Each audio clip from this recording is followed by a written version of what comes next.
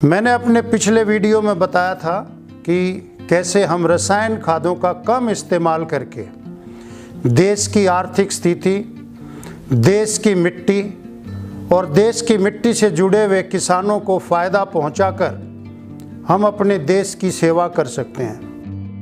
नमस्कार, JU agree sciences से मैं सत्यजीत सिंह आज इस पे आगे और आपसे बात करूंगा।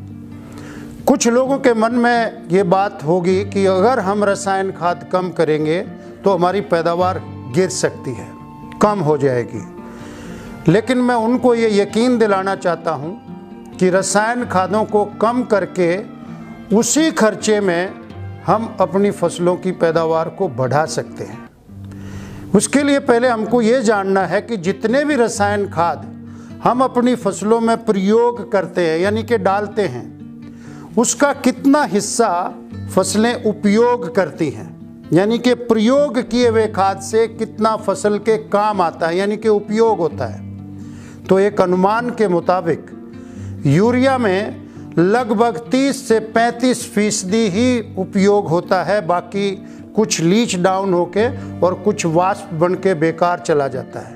फास्फोरस का तो 20% हिस्सा ही फसलों के काम आता है, जबकि पोटास लगभग 40-45% फसलों के काम आता है। तो हमने ये देखा कि फसलों में प्रयोग किया हुआ खाद का एक बड़ा हिस्सा व्यर्थ चला जाता है और एक कम हिस्सा फसलें उपयोग कर पाती हैं। तो अगर हम थोड़ा सोच के देखें कि अगर हम ये उपयोग बढ़ा दें, उपयोग को अगर हम बढ़ा दें, सोचना, इस बात पे जोर देना, तो फसलों में प्रयोग की जाने वाली क्वांटिटी को हम कम कर सकते हैं कि नहीं।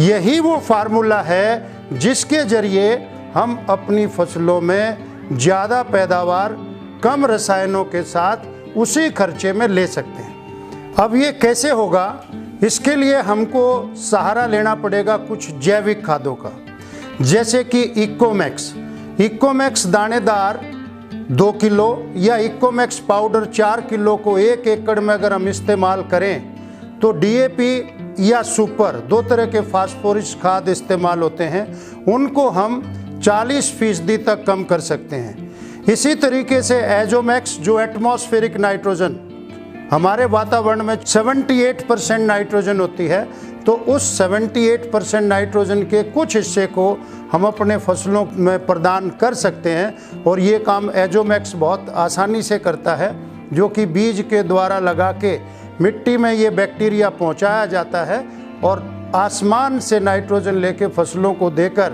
25% यूरिया की हम यहाँ पे बचत कर सकते हैं। और इस पे यकीन करने के लिए आप ये स्क्रीन पे देख सकते हैं कि इन कृषि विश्वविद्यालयों और कृषि संस्थानों ने ये प्रमाणित किया है कि एजोमैक्स और इकोमैक्स के प्रयोग से फास्फोरस को 40% और यूरिया वाले खाद को 25% तक कम करके भी पैदावार कम नहीं होती है बल्कि बढ़ती है और किसान का खर्चा भी नहीं बढ़ता है।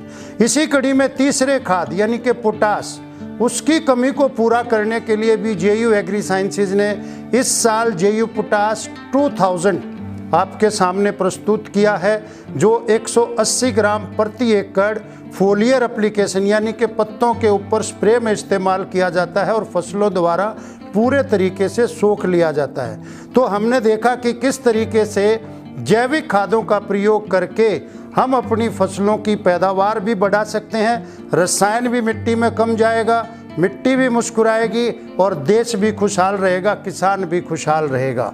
धन्यवाद। JU एग्री साइंसेज, मिट्टी मुस्कुराएगी।